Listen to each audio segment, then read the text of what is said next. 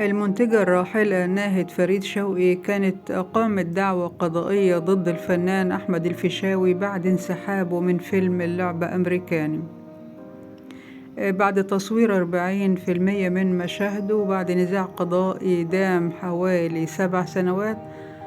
حصلت المنتجة الراحلة على حكم قضائي بالحجز على أموال الفنان أحمد الفيشاوي. والمنتجة الراحلة ناهد فريد شوقي بعد تدخل الوسطاء بينها وبين منتج فيلم رهبة رحبت بالحل الودي، وقام الفنان أحمد الفيشاوي بسداد جزء من المبلغ المستحق عليه وهو 1,100,000 جنيه.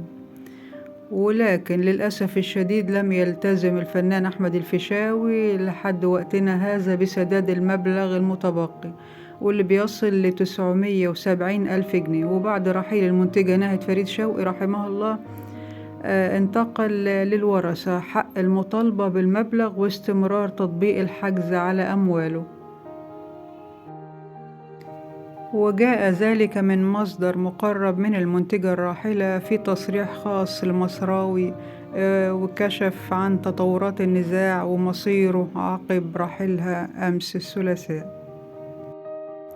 ربنا يرحمها، وشكرا حبايبي حسن المتابعة، مع السلامة.